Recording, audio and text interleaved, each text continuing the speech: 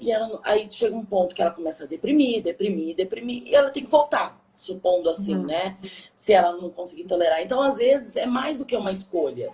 Às vezes é o grau de tolerância que a gente tem, né? De ficar longe, de tolerar, de conseguir ficar bastante tempo sem a nossa família, sem o nosso acolhimento, né?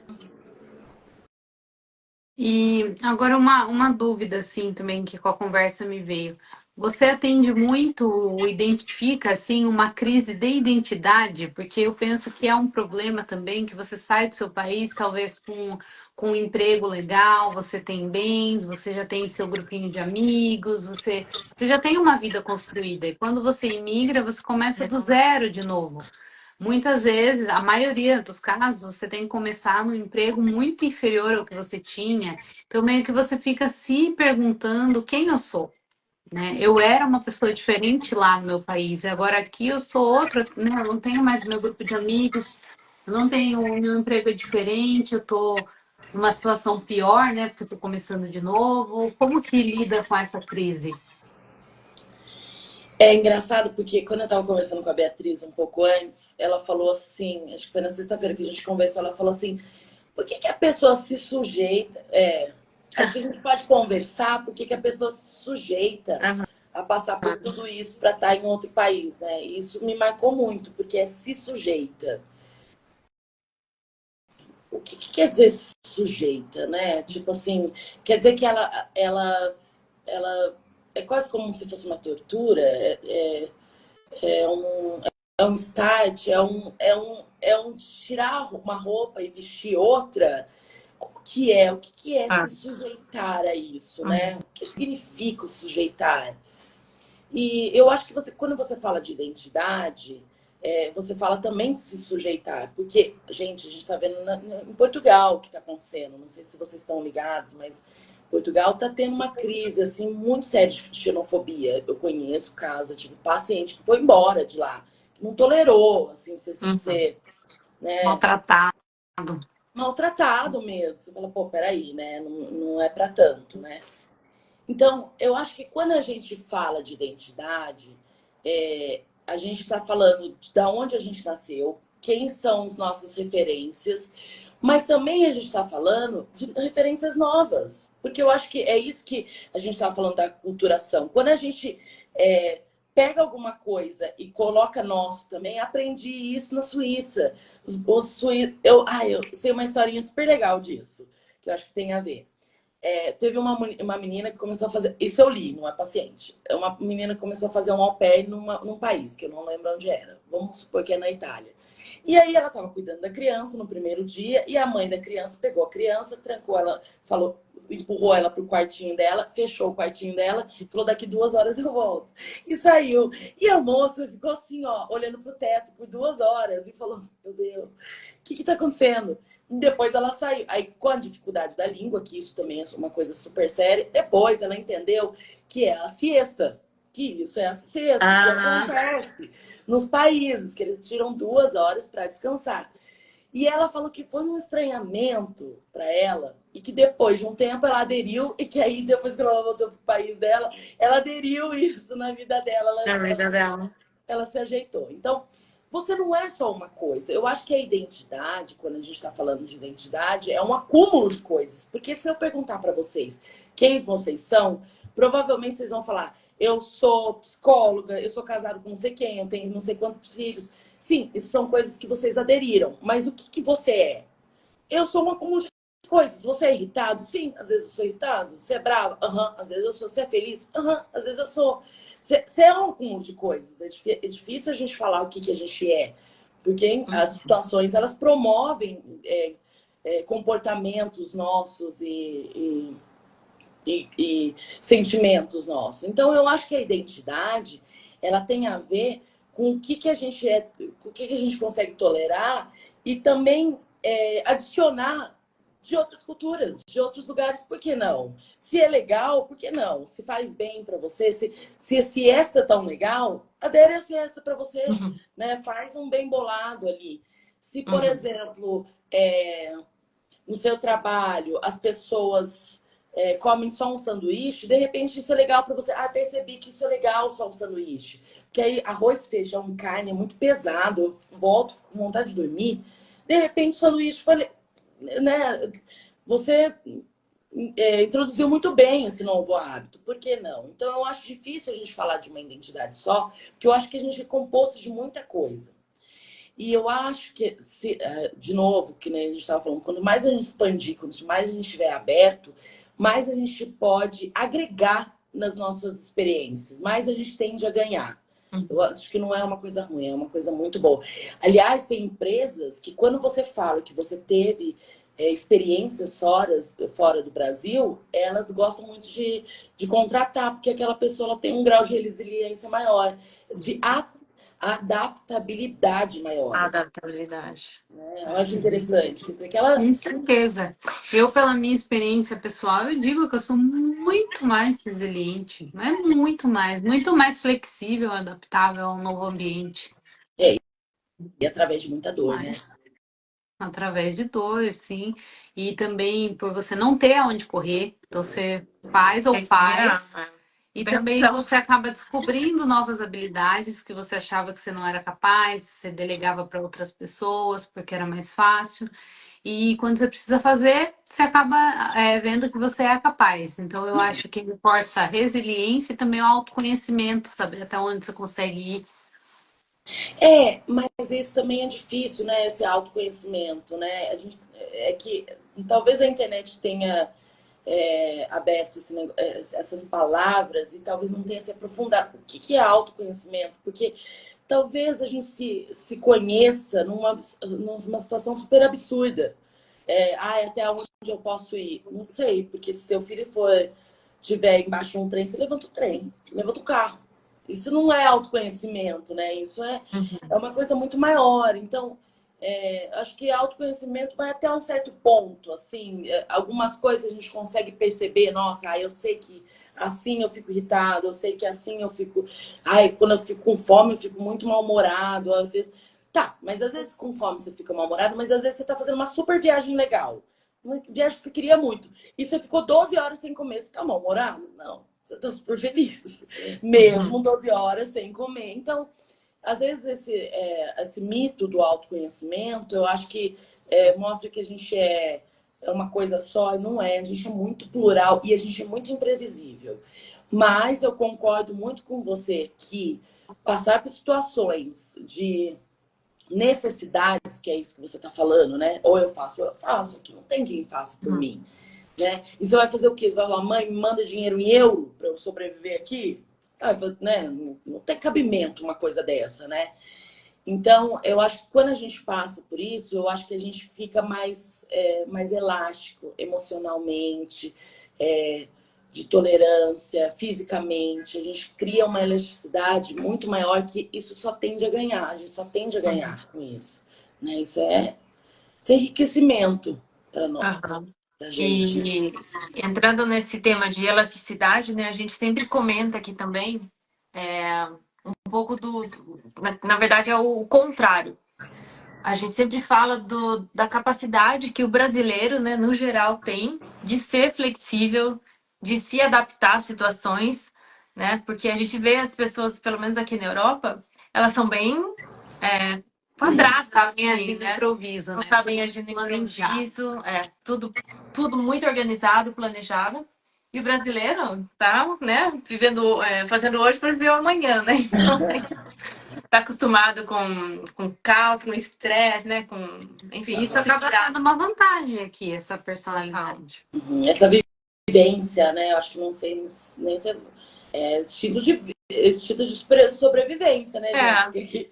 Aqui no Brasil, se não tiver esse instinto de sobrevivência, faz o quê? Se você não tiver uma elasticidade, uma flexibilidade, você não fecha negócio, você não faz acordos comerciais, você não é chamado em entrevista de emprego, você tem que se adequar, né? E eu acho que tem muito a ver com a situação econômica, né, do país, na verdade. Porque no Brasil, exatamente, né, devido à situação do país, a gente precisa se virar muito, né? Sim. E aqui fora não, eles já nascem, né, com uma certa estabilidade, então eles não precisam, né? Não é algo que eles desenvolvem muito assim na vida. Mas a gente vê que no trabalho, no dia a dia, os brasileiros se destacam com Dão com super bem. essa capacidade. E aí a teoria de Darwin, né? Da teoria da evolução, né? Sobrevive quem se adapta, quem não se adapta morre, né? As espécies, ele estava falando, mas também vale de comportamento, né? Uhum. Mas o mesmo acontece também, é interessante isso, né? Você vê gringo vindo para o Brasil, qualquer que seja, eles também se adequam. Eles também se Eu adaptam. vejo que muitos deles gostam também dessa. É uma liberdade, né? Na verdade, que o Brasil tem, né? Uma liberdade de você ser quem você quer ser, né? De fazer o que você quer fazer barulho, fazer o que você quiser. Que não existe aqui fora. Exatamente. Então, eles também se adequam à nossa cultura. Por exemplo, eu estava ouvindo um cara no YouTube, eu até esqueci o nome do canal dele, e ele falou que quando a gente chegou no Brasil, assim, logo no comecinho, teve uma festa de criança que ele foi convidado e era às 7 horas da noite. Ele chegou às 7 horas da noite. Chega no horário. Que absurdo! Também, pro outro lado, Ingênuo. é 7 horas da noite, não é para chegar às 7, deveria estar no convite, né? É às 7 para não chegar às 7. E ele chegou às 7, ele falou assim: eu fiquei 2 horas para chegar uma pessoa com a família lá, né? Então, a gente tem algumas coisas que não dá para entender também, né? Que é esse negócio de aculturação, né? Mas eles se adequam, eles gostam, eles voltam, Eles muitos gostam. não, né? Mas muitos ficam, muitos querem, né? Então, acontece aqui com a gente, mas acontece aí com eles também aqui. Por que não? Né? Exato. E isso me fez lembrar um pouco de como o brasileiro é no geral, né? Nessa forma alegre, de bem com a vida, que gosta de festas, etc. E aqui fora é muito diferente, né? A gente vê pessoas com muito mais, né? Muito mais poder aquisitivo, casa, enfim, com uma situação financeira, na verdade, muito melhor, mas muito mais infeliz. Então, às vezes a gente comenta, né? Que a gente fala, se alguém tá com algum problema que pra gente é pequeno, pra pessoa é o fim do mundo, a gente fala, essa pessoa tá precisando passar um tempo no Brasil pra ver o que é um problema de verdade. Né? Mas a gente está falando isso com base na gente, né? Eles não conhecem, né, os lados. Não, para eles é um problema, realmente, aquilo que pra gente parece não ser. Mas é aquilo que a gente falou, né? A cabeça dele é uma cabeça de quem foi criado aqui, nasceu, foi criado aqui. Então não tem como comparar também com o nosso pensamento, né? E eu acho que isso leva a um outro assunto que também é muito interessante. E eu vou dar um exemplo também, eu acho que brasileiro, que fica, né, para a gente pensar. Uma pessoa que eu conheço, uma amiga minha, começou a se envolver com uma pessoa que conheceu no aplicativo. Não é aqui do Brasil mesmo, não é casamento multicultural nem nada. E o que ela reclamava é o seguinte: eu não tenho referência dele. E olha como é importante, eu não tenho referência dele. Quer dizer, é uma pessoa que ela não conhecia amigos, ninguém que pôde fofocar, porque fofocar é uma forma de. É engraçado, mas é uma forma de sobrevivência, da gente entender quem que é a Beatriz, me conta, o que ela faz, né? A Beatriz, às vezes, ela fica devendo dinheiro. Então, dinheiro eu não vou emprestar, né? As pessoas precisam de referência da outra, né? Então, ela falava assim: eu não tenho referência dele, eu não tenho referência de família, eu não tenho referência de amigos, de outro lugar, de outra situação. Então, para ela conseguir confiar nele, ela precisou ter referências dele. Então, ela foi conhecendo amigos, depois família e ok. E você imagina pra gente, você imagina para os brasileiros, né, que migraram, que saíram do Brasil, pensar assim: como é que eu construo uma amizade sem referência? Como é que eu construo uma relação, qualquer que seja, sem referência nenhuma, sem eu conhecer a pessoa? Olha o tamanho do buraco disso.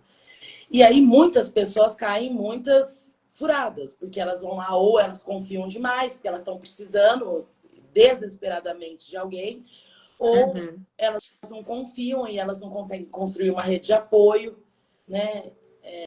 Como consegue fazer? Então, o que as pessoas fazem? Elas se juntam à sua comunidade, elas se juntam aos brasileiros. Sim. Porque além dessa falta de referência, a relação também é diferente, né? Sim. O que a pessoa gosta de conversar é diferente, onde ela gosta de ir é diferente. Talvez você não goste das mesmas coisas ou você não esteja nem aberto, né, a fazer coisas diferentes. Então, realmente é mais difícil fazer amizade com pessoas de outra cultura, né? Até dentro do Brasil, gente. Até É, dentro do Brasil. exato. De estado Conexão, mesmo, né? né? Exato. Pessoas que tiveram experiências parecidas, elas vão ser sempre mais fáceis de se conectarem, com certeza. Sim. É, porque aqui você. Bom, tem esse negócio de gostos, mas assim, se a gente também parar para pensar esse negócio de referência, né? Ela, a gente se junta porque a gente tem uma referência da pessoa. A referência é que a pessoa tem a mesma cultura que a gente. É a única referência. Mas tem um monte de brasileiro Pra pobre. gente dar conexão. É a única É. referência que a gente tem. É brasileiro. Mas, Meu Deus, o Brasil. mas é por isso que às vezes, em primeiro momento, dá uma referência, uma conexão, mas daí você conversa com a pessoa e não dá liga. Não dá liga. Acontece muito de se tentar fazer amizade com um brasileiro, mas não dá em nada. E às vezes dá, porque você consegue se conectar, né, com o brasileiro. Então depende muito também. Então, olha, pessoas da mesma cultura que não conseguem, Exato. né, criar uma conexão. Ser parte do princípio de uma referência, que é ser do mesmo país. Isso não quer dizer nada. Ou quer dizer, né? Mas a maioria das vezes não quer dizer nada. É que aqui fora, né, como não tem muita opção, né, não tem... Tem a questão da comunicação, da dificuldade de comunicação, né? A gente vê, né, outros brasileiros como por ter uma conexão, né, com um contato mais fácil, assim, né, de se aproximar, conversar, etc. E até a gente estava falando, gente, rapidinho, eu vou ter que colocar para carregar, só para ver se não trabalhar. Porque celular a gente não pode confiar muito. Até a gente estava conversando, a Beatriz, né, um pouco antes, a gente estava falando um pouco do tom das pessoas também, né? Porque às vezes o brasileiro, a gente entende o tom, né? Assim, Beatriz, você vai almoçar na minha casa hoje? Né? Com tom de ironia, né? Ou Beatriz, vai almoçar na minha casa hoje? Com tom de convite, né? Falando a mesma coisa. E às vezes você entende a língua, mas você não entende o que a pessoa quer passar. Qual que é... Isso acontece muito em relacionamento. Muito em relacionamento. Principalmente que está começando a se relacionar. Mas olha aqui, né? Assim, eu até entendo inglês. Não vou falar que eu entendo inglês, porque depois eu vou para algum lugar e não entendo. Mas assim, consigo ler, tá? Mas olha aqui, o que a pessoa disse aqui? Eu não sei. Não sei te explicar, porque eu não sei o tom da pessoa. Né? Só que e por isso que é tão difícil, assim, fazer piada em outra língua. É praticamente impossível, porque você não sabe as referências, o que a pessoa acha graça ou não. Tem aquele meme, né? Você não sabe o quanto eu sou engraçada na minha própria língua, porque eu não consigo fazer piada e ser engraçadinha em outra. Não tem como. Sim, a gente fez esses dias, né? Quando a gente tava na França, a gente fez uma piada para um tio meu que fala português, mas ele é daqui de fora. A gente falou pra ele que o meu irmão tava trabalhando e tava todo mundo de férias. Aí a gente falou pra ele, alguém da família tem que trabalhar. Assim, né, um comentário engraçadinho. Ele não entendeu, a gente também não conseguiu explicar pra ele o que significava. Virou aquela confusão. Não, tem uns gringos que vêm pro Brasil que eles falam assim, nossa, brasileiro, eles falam assim, pois não. Né? Assim, são tonalidades, são gírias, são coisas pra falar. Tipo, não, mas sim, né? Oi? Falar. Igual quando a gente vai responder alguma coisa, fala não, mas sim. Isso é isso. Tipo, começa com não e depois pra falar sim. É isso. Eu acho que a tonalidade também muda muito. E aí a confusão tá gerada, né? Eu tava falando pra Beatriz uma situação que eu enfrentei na Itália, né? Que eu contei que eu fui agora, que eu acho que é um não sei. Bom, é uma pessoa do Senegal. Eu entrei no banheiro e era 1,20. E eu dei uma nota para ele de 20. E aí foi eu e minha mãe, então foi 2,40 e eu dei uma nota para ele de 20. Aí ele voltou como se fosse o troco de 10. E aí eu falei assim, não tá certo. Mas eu não falei, não tá certo. Eu falei, não tá certo, acho que você errou, acho que você se confundiu. Aí ele olhou e achou que não se confundiu e falou assim, você nunca mais fala assim comigo. Eu falei, nossa, eu vou apanhar. Só queria meu troco. Oi? Só queria o troco. né? Eu queria o troco. Mas aí, quando ele falou, não, eu não me confundi, eu falei, não, tudo bem, porque brasileiro também não gosta muito de confusão, né? Não, tudo bem, acho que eu olhei errado, né? Eu dei uma... Aí ele falou, você não vai falar mais assim comigo. Quer dizer, que tom que será que ele entendeu o que eu falei? Qual que foi Mas aí ele não devolveu, certo? Não devolveu. Nossa, filho da mãe. Ele Não, bateu ali. ele fez na sacanagem, né? Pode Porque ser, né? sabe que não vai confrontar. Ia ser muito difícil, né? Uma mulher confrontar. Eu não sei também qual que foi a intenção dele, na verdade. A gente está supondo alguma coisa, né? Mas eu não sei, porque eu realmente entendi que ele se confundiu. Mas eu posso estar enganada. Porque qual que é real? Gente, a gente não entende as pessoas nem na nossa língua, às vezes. Às vezes uma pessoa manda mensagem para outras, né? Você não vai vir na minha casa? Aí, já tá me cobrando. Aí a pessoa já tá falando uma boa, né? Não era um convite gentil, Tudo né? é questão de interpretação, né? E já é difícil interpretar na sua própria língua. Em outra língua, então, sempre tem uma lacuna fica. Né? Interpretação vai muito da maneira como você está, né? Como você naquele está, momento, das suas né? próprias referências, do seu próprio histórico, né? Então, E da relação com as super pessoas, individual. com a pessoa também, né? Porque às vezes você conhece o jeito da pessoa. Você conhece, né? Eu sei que a Beatriz não ia me mandar, você vai almoçar aqui em casa. Ela tá de boa. Ou eu sei, ela tá irritada. Eu sei, conheço, tá irritada. Né? A relação com a pessoa também já também fala muito, né? Sim. Aliás, aqui fora, essa questão, né, da socialização no geral é um grande desafio, né? Por vários motivos, né? Que a gente já comentou. A questão das diferenças culturais. A língua também, né? Principalmente a Suíça, que tem 4 línguas oficiais. Então, é bem complicado. Né? Então, é muito fácil, né? Se isolar, ficar no seu cantinho, né? Olha que ironia, né? Tem tantas línguas e por isso a comunicação aqui é tão difícil. Porque as pessoas de onde elas estão, que é uma língua e é outra, elas se sentem distantes. Sim. Às vezes elas não se sentem como se fosse o mesmo país. A mesma sociedade, porque tem essa barreira aí que separa, que é a língua. Não tem aquele negócio assim, acho que é meme, não sei, que as pessoas falam assim, minha voz em inglês, minha voz falando francês, minha voz... Não tem? Muda. Minha voz muda? Exato. É uma adaptação. Uma adaptação. Você tem meio que uma outra personalidade em cada língua. Eu tenho outra personalidade. Trabalhando, eu tenho outra seu vocabulário é limitado, né? O Sim. seu tom de voz é diferente, o contexto que você conversa é diferente. Então, realmente é bem... Aquilo foi de adaptação, né? Foi uma nova capa que a gente chama de falso céu, que a gente faz para a gente se adequar ali, né, à situação. E se não se adequa também, se você fica com essa rigidez, né, não vou me adequar, você vai ser expulso do país, né? Você não se desenvolve em nada, né? Você tem que fazer aquilo é sobrevivência. Agora, governar é outra coisa, né? Mas a gente vê muito aqui, né, pessoas que vêm para cá, elas se recusam a aprender a língua local, se recusam a se adaptar à cultura local, né? Eu acho que especialmente aquelas pessoas que foram meio que, entre aspas, obrigados a sair do país, porque o país está em guerra, porque simplesmente não tem mais condição, né? E ele teve que sair, procurar outro lugar, mas ele não queria, ele queria ficar na terra dele. Então, eu acho que esse é o pior dos casos, né? E aí fica ruim, né? Porque a pessoa tá aqui contra a vontade dela, e aí os locais, né, eles veem o comportamento dessa pessoa, né? O quanto ela perturba a cultura local, e eles também não gostam, né, dos imigrantes. Com certeza.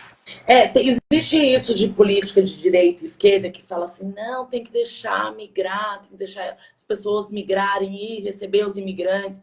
Mas, gente, isso é tão complexo, isso não é... assunto muito profundo. É como se existisse uma só... Eu vou dar um exemplo aqui, né, no Brasil. Quando aconteceu a crise forte na Venezuela, muitos venezuelanos vieram, acho que para Roraima, se eu não me engano. É que eu vi uma reportagem. Chegou lá, as mulheres tinham que sobreviver, elas se prostituíam. Então, o número de IST explodiu. Os homens tinham que sobreviver. O que eles faziam? ou às vezes eles assaltavam, então o número de criminalidade foi lá pro alto. Eles não falavam a língua, então eles não conseguiam trabalho. Nem para os brasileiros tinham trabalho, imagina para eles. Aumentou o número de trabalho informal. Então, assim, um monte de coisa. Toda a cultura do lugar mudou por conta dessa migração. Afeta muito, né? Afeta muito. Agora, você imagina o que está acontecendo, por exemplo, Iraque, Irã, tudo a gente tem que estar ligado, né? Iraque, Irã, Ucrânia, Rússia. Rússia acho que está mais até protegidinha, né? Mas Rússia, Síria, para onde que esse povo vai? Onde eles vão? Como eles vão? Eles querem estar no lugar, eles estão... Porque uma coisa é você fazer todo o processo burocrático, se preparar de alguma forma, porque a gente se prepara de alguma forma. Outra coisa é você sair a pé, atravessar desertos de Saara, desertos. Né? Tamanho nível do desespero, né? Então, eu acho que também é nessa hora que o título de globalização deve fazer valer para que essas pessoas sejam acolhidas em algum lugar. É difícil, mas onde? Todo mundo, acho que tem o direito de, sabe, de procurar o seu lugar e de ficar salvo. Mas eu sei que é um assunto super complicado. Super complicado. Principalmente aqui na Europa está ficando mais e mais complicado. Sim. Tá? Porque a Europa, assim, se a gente olhar o mapa, ele é mais pertinho desses países que estão em guerra, né? E ele é melhor ninguém vai fazer intercâmbio na Síria. Ninguém vai. Ninguém vai fazer intercâmbio no Irã, umas horas dessa. Tudo que está acontecendo. Ninguém vai. Então, as pessoas vão em lugares bons para elas, de sobrevivência, né? Mas também um país receber essa quantidade... Uma coisa é receber 2, 3 pessoas, uma quantidade massiva de gente, que também vai mudar a cultura do local, porque os muçulmanos também, né? Vamos falar dos muçulmanos, eles procriam muito. Eles têm muitos filhos, então eles vão tomando conta do lugar. Eles têm o direito de ter muitos filhos, mas eles também têm o direito de mudar a cultura do local? Não sei. Então, complicado. É uma questão bem... Lívia, antes da gente... Tem mais alguma pergunta? Podemos? Não, agora pode encerrar, se a Lívia quiser falar mais, né? Conta um pouquinho sobre o seu trabalho, onde que o pessoal te encontra, quais serviços você oferece para ajudar os imigrantes. Tá.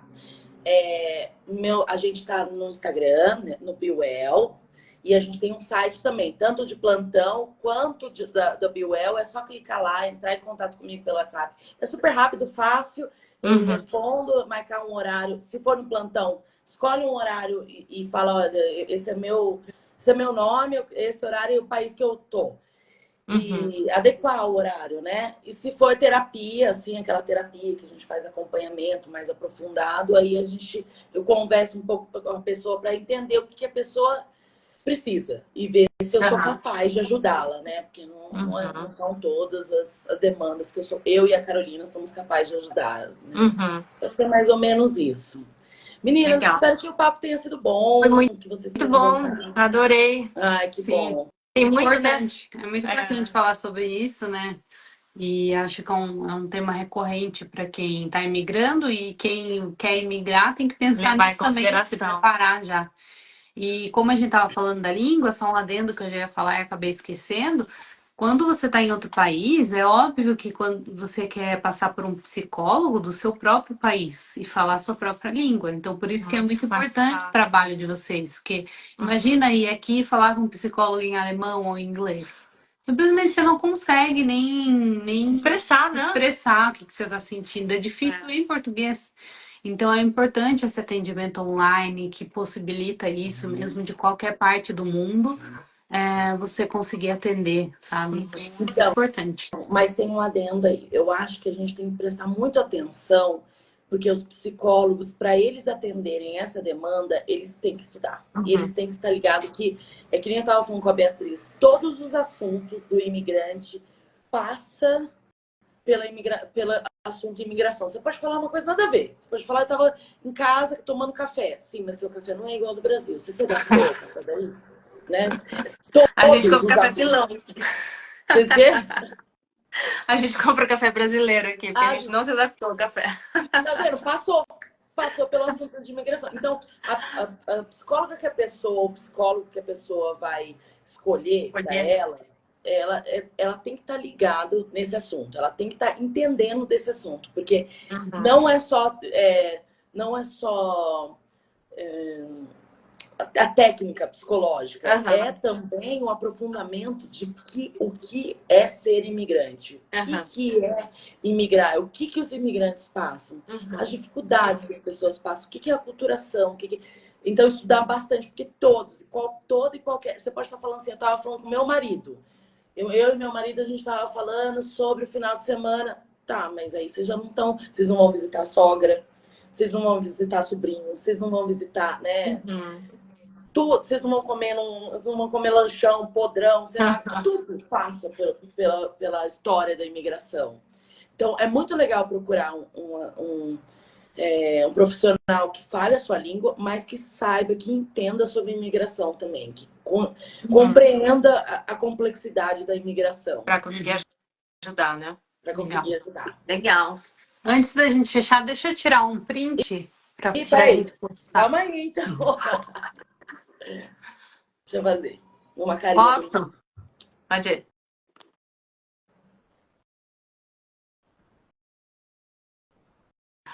Oh, meu Deus. Voltou. Peraí, não foi. De novo. Aí, foi. Pronto, depois a gente manda também. Tá bom, gente. Obrigada, Lívia. Obrigada pela participação. Estou à disposição de vocês. Sempre que quiserem, precisarem, estou aqui. Obrigada. A gente vai outras vezes. Obrigada. Tchau, gente. Obrigada. Tchau, obrigada a todos. Gente.